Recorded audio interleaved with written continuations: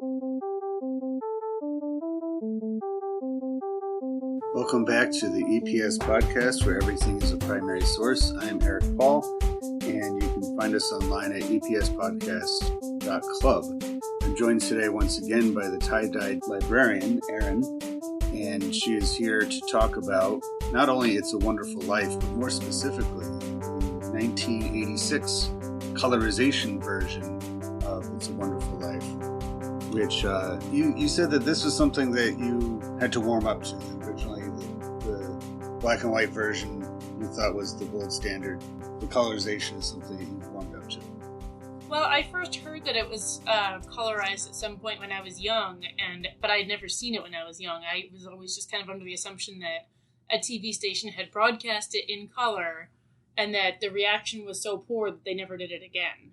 Like, I knew that it had been colorized, but I never actually got to see it until I was able to stream it myself and watch it. So, yeah, the first time I watched it in color, it was obviously not what I was used to, so really it took me a minute, and then there were some parts where I was almost kind of cringing, and the first time I tried to watch it in color, I wasn't able to watch the entire movie. I just wanted to see what it looked like. What does this movie mean to you? Why is it something that you feel that do you feel that the holiday season is not complete without a screening of It's a Wonderful Life? Well, it was always a tradition in my house. I mean, it's broadcast, on Christmas Eve at 8 o'clock on NBC, and I always looked forward to it because I didn't have the tape of it growing up. So I that was my chance to watch it. And so I could settle down and watch it, and it was just a nice, peaceful way to end Christmas Eve. And being that you're from Western New York State, does this particular movie have any special meaning to you beyond just being a nice story? Well, of course it has special meaning. I mean, growing up in Rochester, New York, a city that's actually mentioned in the movie, it was always kind of a fun thing. You always have some hometown pride in you, especially when it's a really famous thing that it's, hearkening back to. So they mentioned Buffalo, and they mentioned Rochester, and at one point the bank examiner mentions Elmira. So there's all these places that I knew, on the map, even if I hadn't actually been to them. And there would often be, little write-ups in the newspaper about it because other people had the hometown pride too.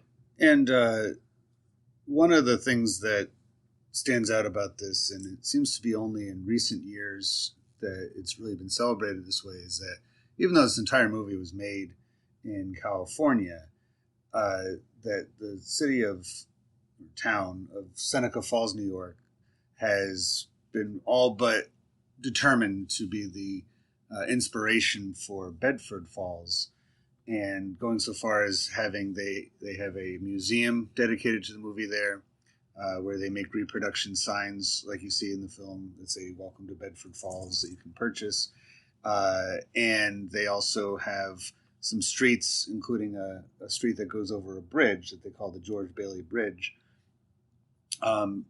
Seneca Falls that's not the very first time that it shows up as being historic city. That's the site of the 1848 Seneca Falls Women's Rights Convention.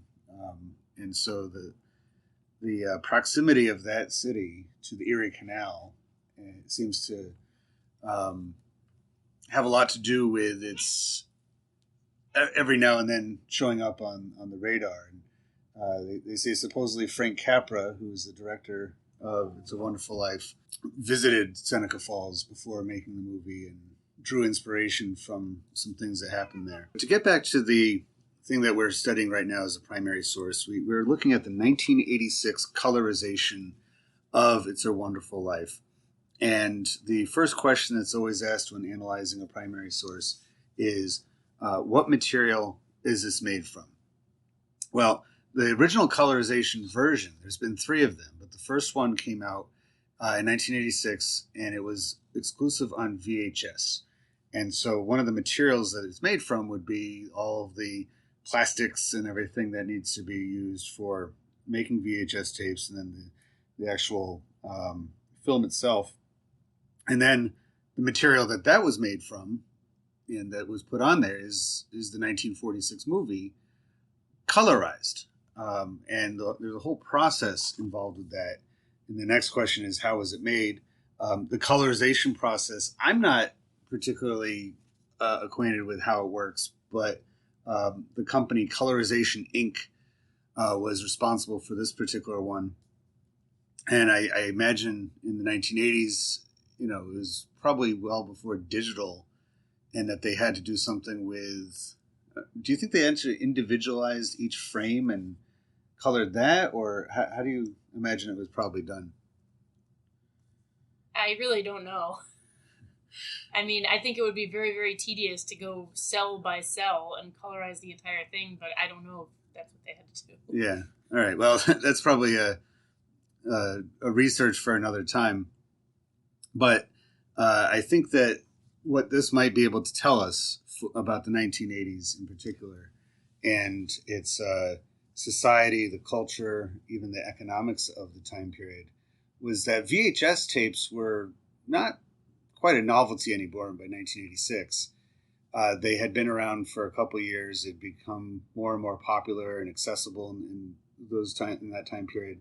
Why do you think that somebody didn't just say, let's remake this movie? Why do you think they just decided to update the original 1946 version, other than the fact that it's just a 40th year anniversary? Well, obviously, for one thing, it's a lot quicker to just colorize one rather than remake the entire thing. So, there's that. I also don't think that most people want to see this movie remade. It has been, there's nods to it. The Family Man, which came out in the early 2000s, seems to take a lot of riffs from It's a Wonderful Life, even using Nicolas Cage as the lead, who has some similarities to Jimmy Stewart as far as the sound of his voice and his general slender, tall build and everything. But I can't help but think that in 1986 America, that this movie was still considered relevant. The message of the movie was very much relevant, or it could be if it accessed the right audience. And growing up in the 1980s, I know that black and white TV shows and movies really did not appeal to me. It really took an effort for my parents to sit me down and have me watch something like that, because I was familiar more with lots of color and good color TV and movies, so that I would probably not have likely had the patience to sit and watch It's a Wonderful Life as a young kid in the black and white version. But if somebody put a color version of it on TV, that might hold my attention a little bit more. And so I think that it tells us that, like you said, it was more economical just to colorize the movie. But I think there must have been something behind that as far as trying to appeal to a younger audience with its message. Let's talk about why this was made. Why do you think that the colorization one was done? Well, this isn't the only movie that was colorized in that time period. I mean, when I was a little girl, I loved watching Shirley Temple films, and a lot of times on like the Turner Classic Movie Station, they would have marathons of them. So unlike you, I actually did watch a lot of black and white movies when I was growing up. Usually, though, it was because my mom introduced me to them. And I noticed around this time when movies were coming out on VHS that they started colorizing Shirley Temple films too, which was interesting to me because I was just used to watching them in black and white. And I did own several of Shirley Temple's films in color on VHS. And I don't know, I guess for some reason, there's some now that I prefer to watch in color just because that's how I watched them on tape when I was little. But then there's others where it doesn't look right to me and I feel like I have to watch the black and white version. So I just wanted to point out that this wasn't exclusive to It's a Wonderful Life. There were a number of other attempts to colorize films and see how they did. And I think that the reason for that is pretty simple because we had this new way of getting movies into people's homes with VHS. I know that technically before that there was, beta or whatever, but I don't think that was as successful as VCRs and VHS were. So there was a new way to get these movies to people rather than just waiting for them to appear on TV. And I think that they just wanted to make sure that these films would have some staying power. And colorizing them was just another attempt to make them appeal to another generation. I mean, kids in the 80s and 90s, like you said, we weren't really used to seeing things in black and white, and it was kind of a turnoff for us. Whereas people of our parents' generation, even though they might have had some things in color, like I know that when my mom was young, she watched things like The Brady Bunch and The Partridge Family, which were obviously in color. But there were a lot of other things that were still in black and white, either because there was a black and white TV set somewhere, or there were just movies that were broadcast in black and white because that's how they were made. So it wasn't really much of a turnoff for, people of our parents' generation or older, but I think people in Generation X, or even, what we are, which is the millennials, elder millennials, but still, I think that it was an attempt to make sure that these movies would not go away simply because the black and white was a turnoff. Why do you think it was considered important that a new generation would fixate on this movie, and what is its message that you think that, because this movie was a product of World War II. In fact, we have it on right now just to remind us of some things, and they are currently doing the montage where they show all the different people from Bedford Falls and their involvement in the Second World War. Coming out in 1946, the original movie, it was very much a product of the Second World War, and with, in particular, its star, Jimmy Stewart, this was his first movie after serving in that war, after he came back to Hollywood, and it had a special meaning to him. I mean, the title of the film and the overall theme is that you really don't realize how much of an impact every single individual life has. And during a war in which the collaborative efforts of both, brothers in arms as well as nations to fight against tyranny and to fight against the German and Japanese war machines, there's a balancing between that and the power of the individual. The feeling that one person can make a huge difference in everybody's life.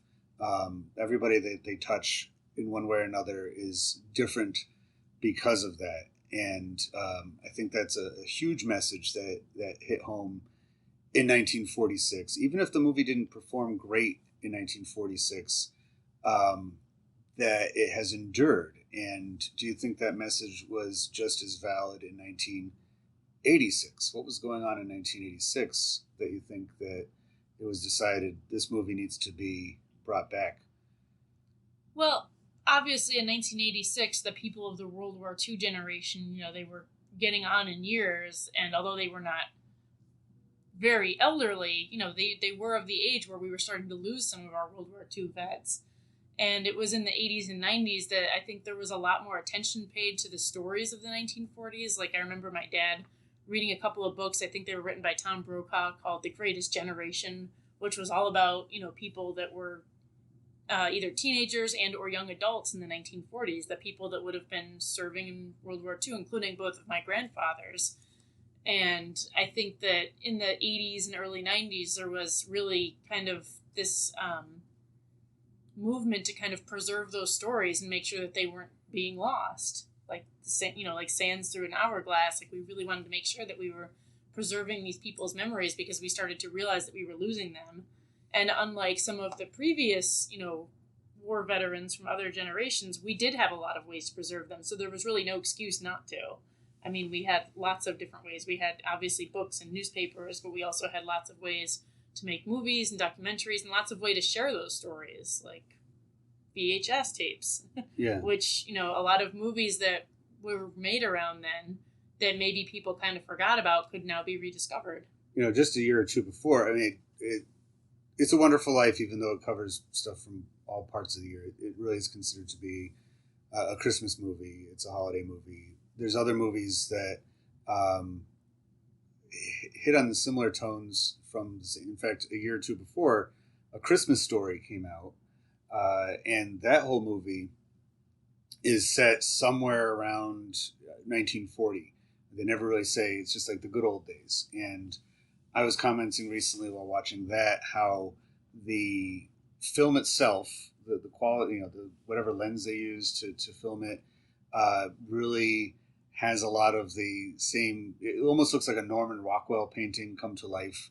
And you pointed out how a lot of the wipes that they use in that movie, A Christmas Story, what is it called when makes that Well, it's like kind the of aperture on a camera, which can be widened to let in more light, or it can be, narrowed down to let in less light, depending on how you want your photograph to look.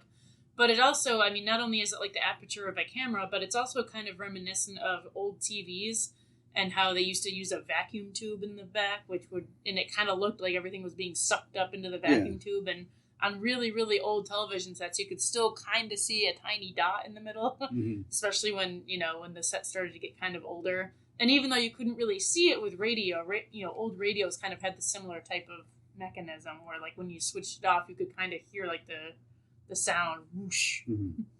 And so you feel like that was a way for that movie to try to give itself that nostalgia feel, that reminiscing, feel. There used to be a magazine that you subscribed to called Reminisce, and it seemed like a lot of the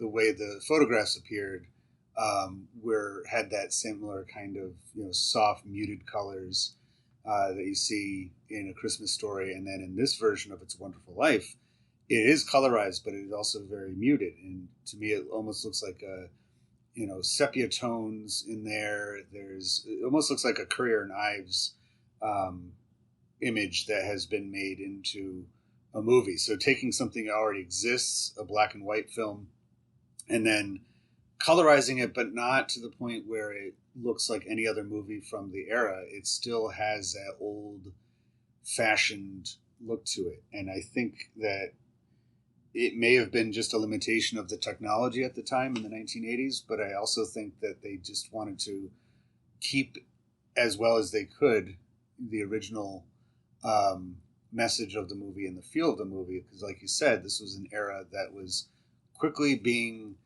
dissolved. And, it works out that in that time period, the president of the United States was an old Hollywood actor, Ronald Reagan, who had several movies from the same time period, and I think he was friendly with Jimmy Stewart. I don't know if they were friends or I'm not sure colleagues. about that. I know that he was a co-star of Shirley Temple, and they did remain friendly. Yeah, and he even made her ambassador to, I forget what country. I forget where. Probably the Soviet Union. That's where she would probably do best with in the 1980s dealing with them. But also, I think that Jimmy Stewart, I mean, he was very much still alive when they colorized this movie, and I guess he had his criticisms of it. He didn't particularly think that the movie should have been colorized, but what we're getting out of it, I've noticed a lot more in the background of It's a Wonderful Life than I ever did before, because in the black and white version, it gets muddled, it gets messy, it's hard to see the details in the background of things, but in this one, you can't help but see some of the little details. And I'm going to skip ahead to the next question to talk about the ideas or behavior that are conveyed. And, this combines both the 1946 movie itself, because the movie doesn't change at all, and the colorization one. There's a lot going on in this movie when it comes to water. Go ahead. Well, I was going to go back to what you were saying about details. That is the reason. That's basically the reason why I like to watch it in color sometimes, because when I watch it in black and white, it's just the comfort of it, and obviously, I like to enjoy it, and maybe have a glass of wine and just kind of enjoy the story. But when I watch it in color, it's because I'm sitting here and I'm looking at all the details that I have missed when it's in black and white. And I know that you and I have talked before about the different artwork that you can see throughout the movie. Like, for example, when there's, shots of George Bailey, you can see people like Herbert Hoover or Abraham Lincoln. Their portraits are hung up along with, portraits of his wife and his children and everything, showing that he's a family man. But I think that there's a lot of other paintings too, which I just have never really noticed, and things like that you can kind of see. And obviously when Old Man Potter is shown, I think there's a portrait of Napoleon at some point. Yeah. So I mean, and some of those details you just kind of lose when you're when it's in black and white, because it's just harder to make out the details. But when it's in color, you can kind of notice some of those things, and it just kind of increases my enjoyment of it when I can pick out details and make connections like that. But you can go ahead with your next. Well, I was going to say I can get back to the water thing in a moment. I just, when it goes with the images, right now on the screen is the Bailey household, and in the background is a portrait of his father, Peter. Right now, actually, I've never noticed this before, but you can see in the background that there's some framed pictures of mounted butterflies. Yeah. And there's this recurring, obviously Clarence needs his wings. Gets his wings. And yeah. George apparently has tons of wings in his house.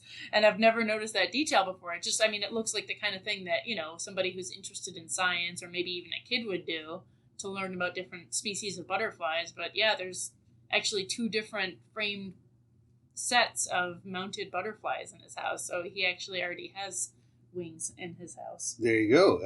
So thanks to the color version, we see parallels that we never have before, and maybe even more of a relationship with the Silence of the Lambs than I ever realized before. And yeah, so this is a really nice feature of being able to see that. Also, so backing up a bit to the beginning of the film with the use of images, the scene where a young George Bailey is realizing that his boss at the pharmacy at the drugstore has accidentally prescribed poison, and he figures out what's going on, why he made the mistake, because they put a portrait of the drugstore keeper's son in a frame, so you can tell that he's looking at his son who just passed away and getting sad, and that's what's caused him to. And then young George looks at another picture that says, I think it's an advertisement. Yeah. So another image, that reminds him, go and talk to Dad. When in doubt, find your father, and he'll help you. Which he does then do. He goes to the Bailey Building and Loan Company, and he finds his dad, who in the background in his office you see Woodrow Wilson, and I think that's partly just to set the time period to let you know that it's 19 teens, that he's the president. And for a split second, you see a portrait of George Washington. And, I think that, another father, father of his country. So there's his father sitting in the office with the father of the country.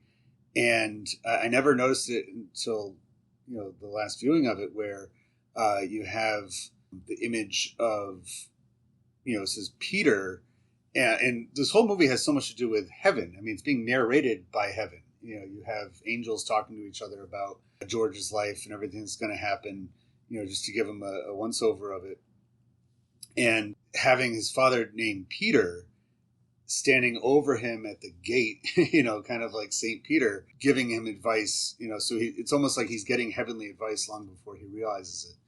And then I think having a Herbert Hoover image later on, particularly during the bank run scene, you can see it there. Again, sets the time period. It lets you know that this is the late 20s, early 30s, beginning of the Great Depression. That's why there's a bank run in the first place. But I think that that's one figure that had his name's been dragged through the mud a lot. But in pre Great Depression, because of the Depression, Hoovervilles and everything. But pre-Depression, there wasn't a household in all of Europe that didn't have a portrait of Herbert Hoover. I might be embellishing a little bit, but he was responsible for the food and clothing relief for Europe during and after World War I. And as the head of that, he organized, probably the biggest relief efforts to, basically give people homes and food and, the ultimate American gesture, which I think is symbolic of what George Bailey does. He fights for the common man. Like his whole life is all about, I need to be here as the helper of the populace, the regular people that, without me would just be trampled by this old man Potter. And in 1986 America, I think there's still some of that going on, where you have people who feel that the materialized, culture has kind of taken over. The yuppie culture has taken over, and they, want to be reminded of these simple lessons that perhaps have gone away before. Well, another thing that I'm noticing right now, again, thanks to the colorization of this, is that there are obviously a number of paintings on the wall in the Bailey household, and again, in black and white. You really can't tell what they are, but as we've been watching it, I see that there's a lot of very pastoral paintings, which for one point could just be because people like to hang nice art in their homes. But the more I'm looking around at the Bailey household, I see that there's lots of kind of nature involved in that. I mean, obviously they have their Christmas tree up, and they also have some evergreen swags, but it looks like they also have a number of potted plants throughout the house. And then when he goes upstairs to see Zuzu because she's sick in bed, not only does she have her flower that she won at school, but her room is like her bed, and also I guess the bed of the younger brother is also decorated with flowers. And I think that is obviously intentional too, because even though this movie takes place in the winter time because it's Christmas, I think that's just kind of reminding you that there's always another start. I mean, just because it's winter now doesn't mean it's going to be winter forever. And just because there's something bad happening now doesn't mean that it's going to be happening forever. So I think that there's definitely that idea of there's always going to be another spring.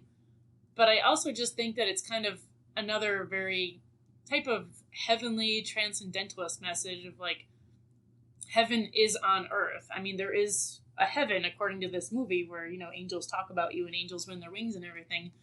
But there's a heaven that's right here on earth that you should be enjoying it while you can. Well, it fits well that all those symbols are found in his home, around his family. And going back to the butterfly thing, you know, those symbolize, spring and summertime, transformation, you know, that something, you know, a lot of caterpillars aren't exactly the most appealing to look at, but once they turn to butterflies, they're beautiful. So, you know, thanks again to that colorization. Now the contrast, because it cuts from when he leaves his household and now he's in Potter's office, and there's none of that. It's just very cold, sterile looking, big wood paneling, and even outside, all you see is snow coming down. There's not even a hint of anything beautiful or natural. And there's that bust of Napoleon looking right down at George Bailey. I've never determined if that is meant to be Napoleon, you know, the conqueror. But yeah, the way that the camera angle is fixed it really looks like that bust is looking at George just the same as Potter is. And the last time we saw George Bailey in Potter's office, he was standing and telling him, but now he's not only sitting, but even lower than the ever sitting Mr. Potter. Well, I think that's probably very intentional because Potter has no choice but to sit, but he still likes to look down on people. Yeah. So I think it's very obvious that he made that chair in his office sit lower than his wheelchair, because that way he can always look down on somebody.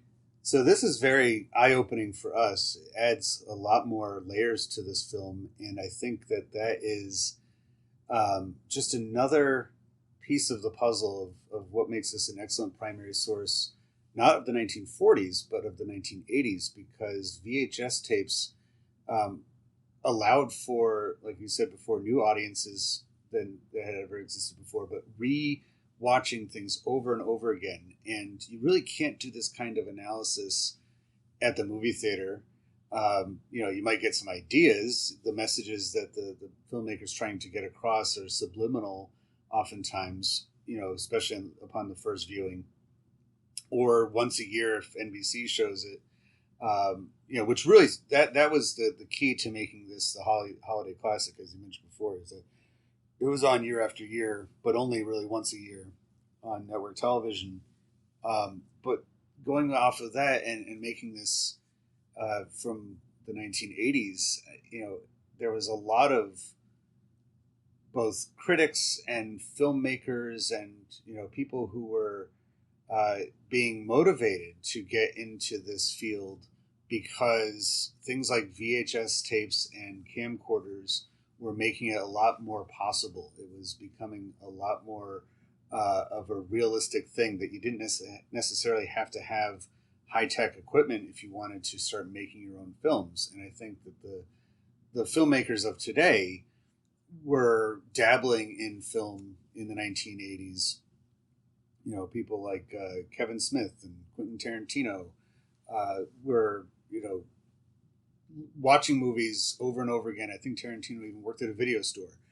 So he was, familiar with all the classic films, and he could watch them, over and over again and find their way into his subconscious, and to the point where he then, carries it on. So this is a very necessary thing that in 1980s America that VHS were coming out, and they were taking, the old movies and passing the torch on to a new generation simply by just adding color to them to make them more appealing. There is a lot coming through that I'd never really noticed before. But the scene where he falls into the pool that goes underneath the gym floorboards is just the second time in the movie that water becomes part of his story, and going with the heavenly part of it, symbolizes some kind of baptism or transformation from before. But I noticed it while watching this colorized version, how much, I don't know, I guess when watching the black and white version, it doesn't have quite the same excitement behind it, but when they all jump into the water in that scene, it seems to be a little bit more. You can see all the girls in their pretty dresses, but they don't care because they're just having fun. Like, yes, I guess there's something a little bit more exciting when you see it, that such a big movement, in color versus in black and white. Do you think there's anything to the water motif, the use of so many different instances of George Bailey getting submerged in water? Well, like you said, I mean, this already has kind of a religious tone because of the whole theme of the movie about an angel and, realizing that life is the greatest gift and all that. But the first time we see him in water, it's because he's saving the life of his younger brother. And even though he saves his brother's life, he has to make a sacrifice. And the sacrifice, of course, is that he gets very sick and he loses his hearing in one of his ears. Mm-hmm. So there's that. I mean, even if you do a great, whatever you do, there's probably going to be some type of sacrifice involved. So he, makes the sacrifice, but he doesn't mind because he saves his brother. And then later when you see him in the pool with Mary, he doesn't jump in willingly, but he's so busy dancing with her that he doesn't realize what's happening, and he falls in the pool. And then, of course, we know what happens. Eventually he falls in love with her, and he chooses to marry and stay in Bedford Falls. And so he sacrifices a lot of his hopes and dreams, to travel abroad and to go to college and things like that. Maybe not in that exact moment, but whenever we see him falling in the water, it's like opening another door, and then something else is going to happen. And then, of course, obviously the crucial moment on the bridge when he's contemplating jumping into the water to end his life, then he jumps in to save Clarence.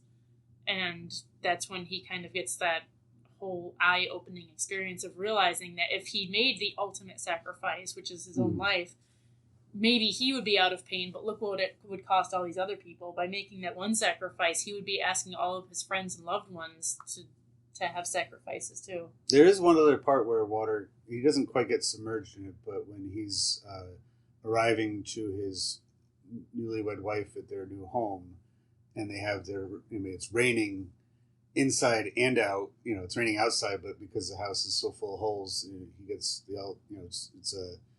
they may as well be outside as well, with all the rain dripping through and everything. So right now on our screen, Clarence has just gone into the water. And I will point out that this is one of the moments when I was originally watching it in color that kind of made me cringe, because in black and white, it's easy to imagine that it's real snow. Yeah. But when you see it in color and it's obvious that it's not real snow, it's obviously some kind of concoction of soap flakes or something, and it starts to kind of foam up and cling to their faces when they're in the water, and it doesn't look like realistic snow. That was one moment that I remember feeling kind of like, oh, I don't know, maybe I should go back to black and white. Even the flashlight of the bridge attendant almost has a yellow look to it when it's not really very common to have. Anyway, but this is some of those things that if you go back far enough, you really get this sense of so with the water component to it, again, transformation, rebirth, new starts. Baptism, as a way to, have a new life breathed into, and not something that would necessarily strike the conscience of a 1980s person in the kind of movies that were coming out then. I mean, those messages existed. This movie is sort of the antithesis, or maybe a companion piece to a Christmas Carol. where you have, Ebenezer Scrooge getting visited by the different ghosts of Christmas to tell this cantankerous old man, where he's gone wrong in life and to set the record straight for the future. Whereas this is a very kind man, a good man who has, in a moment of doubt, is visited by an angel instead of, by ghosts to remind him that his path is the righteous one and he's a good person. In the 80s, there was a lot of messages, but they were delivered a different way. I mean, they do a Christmas Carol with Bill Murray called Scrooge, which, takes a TV executive, this unfeeling, very self-centered person in New York City and place him as this, in the same situation as Ebenezer Scrooge to get the lessons of Christmas and everything like that. And that's why I'm just surprised, because some stories seem to be fodder to be made over and over again, whereas this one, they said, no, we're not going to make it directly over again. We're just going to update it as far as the color goes, and let it speak for itself and find itself into the collective conscious of many generations of Americans in the world. Well, since you already mentioned Scrooge, I guess I'll go ahead and mention, National Lampoon's Christmas Vacation, because that's also from the 1980s. And that movie I know that movie is ridiculous and I love it and I watch it all the time in December. But that movie also kind of gives us the contrast of what we should be valuing.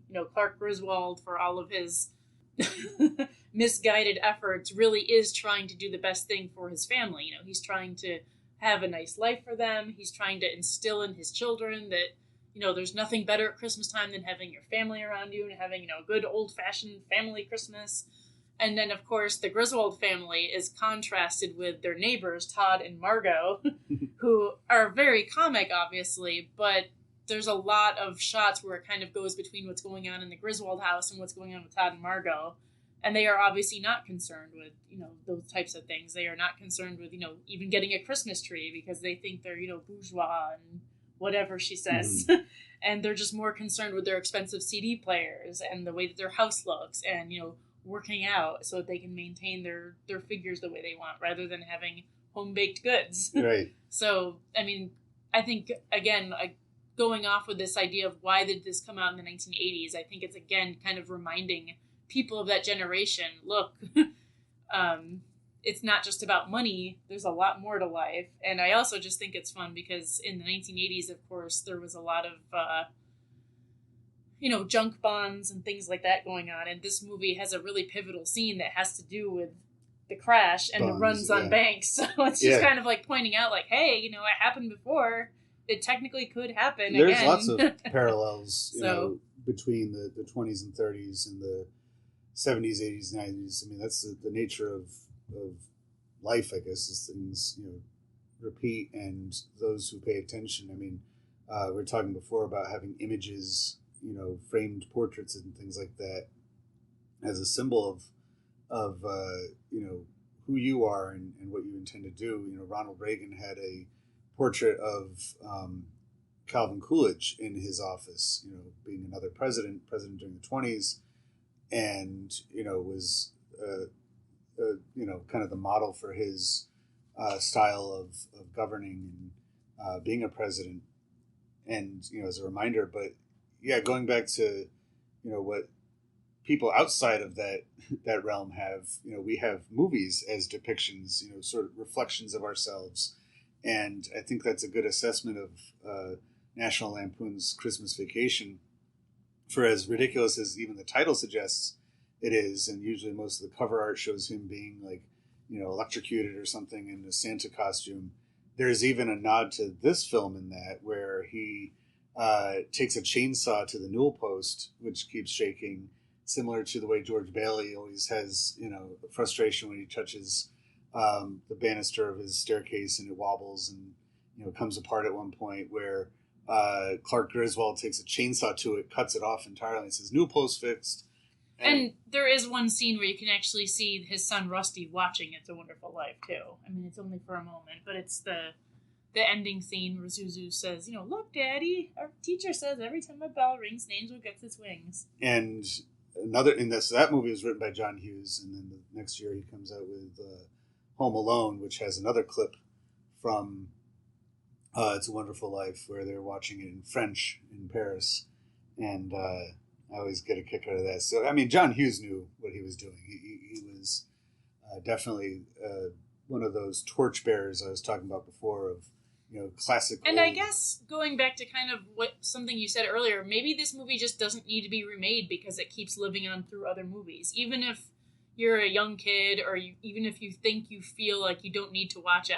My best friend just posted on Facebook this year that she's watching it for the first time, and I was just awestruck. I could not believe that somebody had never seen this movie when they were my age. But anyways, I don't know if this movie will ever need to be remade because it is constantly being passed on. Maybe not directly. It's not as if, a parent is going to sit their child down and say, okay, now you have to watch this.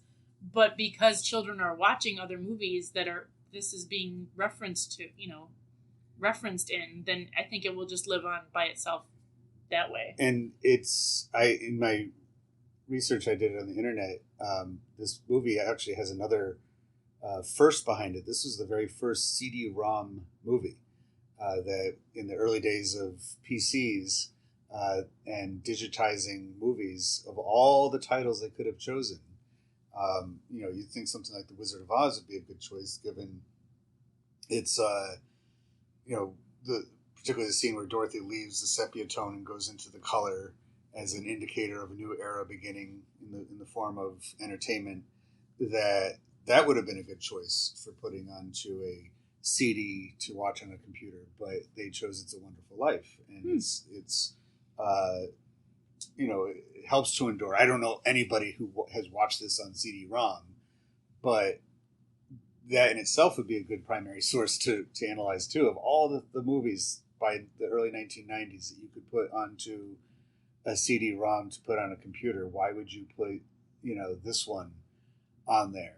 And I think that it's the same reason why NBC started to air it in 1976, and the reason why it was put on to VHS 10 years later, 1986. I forgot about this until just this moment, but there's a really funny SNL sketch where they talk about the real ending of It's a Wonderful Life. And I don't remember what year that was exactly, but I know that John Lovitz is in it, so it must have been... I think it was actually the same... Late 80s, early 90s? Yeah, I think it may have been 1986. Yeah. Because... and, it obviously is just for fun because it's SNL, but they talk about, what would have happened if they had realized, hey, wait, it was Potter that had the money this whole time, and they go to his office and they beat him up and take down the door and everything. Jimmy Stewart. But again, what you're saying, this movie had a big resurgence in the 80s, and if SNL picks it up, then obviously how many people saw that sketch? Yeah. And either went and saw the movie so they would know what it was referring to, or were like, oh yeah, I know that movie. Well, I think that those sketches on a show like that don't work unless, they have to deal with pop culture. They can't. So even if it's an original idea that eventually finds its way into our collective terminology and the way we, reference things, or, they do so much on that show parodying TV shows and movies, those jokes don't work unless there is a large enough part of the audience who's familiar with it. And easily by 1986, 87, people were familiar with It's a Wonderful Life. That sketch is done in black and white, and because it was an episode that was hosted by Captain Kirk. Yeah, William Shatner. William Shatner, and he's I don't know if he's playing himself, but he introduces it like it's one of those Turner Classic Movie type setups and says, there is a lost ending to It's a Wonderful Life that we're going to, and so they set it up as if it's part of the original film. And so the whole skit is done in black and white.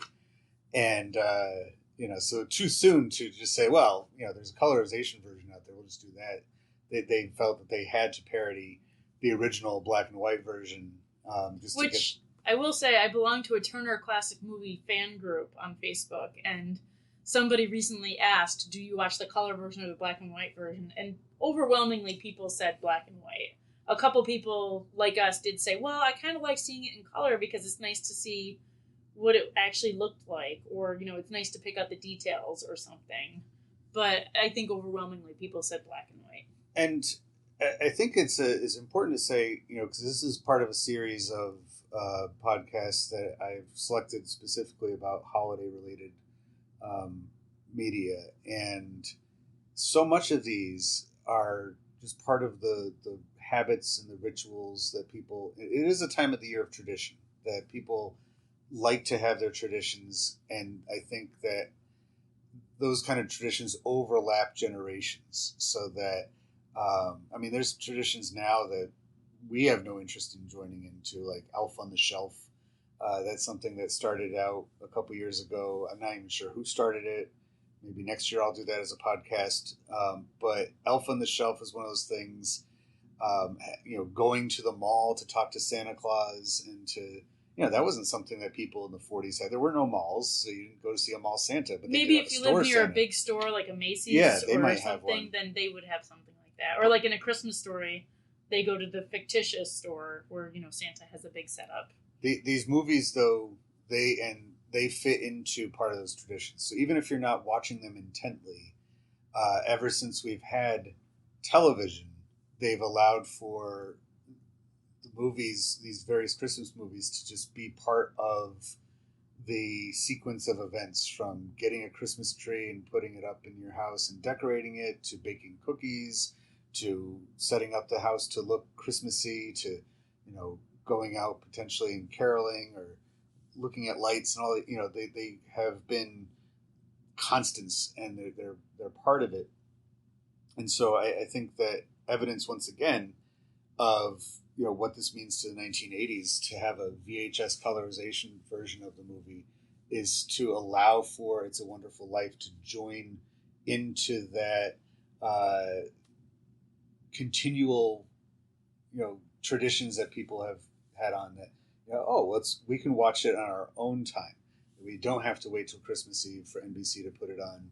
We can watch it while we're decorating the tree on July 10th, or not July 10th, December 10th.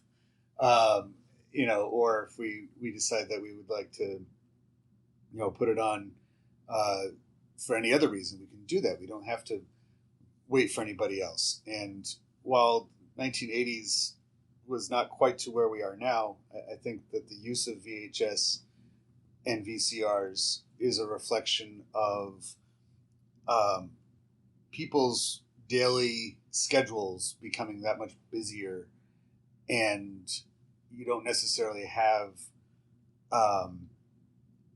the same ways of scheduling that you could spend all day at the movies like people did in the 30s and the 40s, of a Saturday matinee as being part of their lives. It's like, no, we don't have time for that. We have this place to go and that practice to get to, and both parents are working, or single family house, single parent household, and our entertainment, while we want to keep the same stories alive and watch those, it's going to be on our own time and not based on the TV schedule and when it's on. So there's a lot going on here. Is there anything else about the colorization version of It's a Wonderful Life that you would like to recognize? Not specifically about the color. I guess I just noticed that while George is wearing a regular tie, Clarence is wearing a bow tie, which again kind of reminds me of Wings or something. But I guess I just never noticed that, even though it's obviously in black and white too. Well, and media is made to be analyzed. That's the reason why there's art galleries and not just somebody walking past your house with paintings and saying, well, I hope you saw it for a second. The idea is that you can go and analyze and look into and criticize and what have you. Whereas so a black and white movie has its limitations as far as what you can even see going on, especially in like this part, nighttime scenes where everything is so saturated with shadows and everything that you really can't tell what's going on. And so a color version is only going to allow for, as we were saying before, better analysis, better realization of things and attention to details that didn't leap out to you before. So this has allowed for basically the kind of things that we're doing right now to even exist in the first place, which is another telling thing about this and other movies. The Hal Roach Incorporated, that company was colorizing a lot of its properties in the same time period. This wasn't the first one they did. They just wanted to keep their old story. They had a lot of Laurel and Hardy films that they were colorizing and putting onto VHS so that a new generation could pick them up and start becoming interested in them. And I think, unfortunately, it's sometimes being lost nowadays with everything streaming and being digitized, is that you don't have the chance of rooting around an antique mall or somebody's attic or something and finding old tapes of something and just putting it on as a chance and happening across and falling in love with something, or even having a cult following. There's just you don't stumble across things the same way that you once did with those. But I think there's so much to this movie. I'm glad we talked about it, but there's so much more there that could be unearthed. But for the purposes of today, I think we said pretty much all there is to be said. So thank you for joining me again for the EPS podcast, and hopefully I'll have you on again, the tie-dyed librarian, Erin. And I'll come at you again soon. The next episode will not be holiday related. It'll be in the new year. And I look forward to talking about a primary source with once again. So thank you for joining the EPS podcast, where everything, including the 1986 colorization of It's a Wonderful Life, is a primary source. See you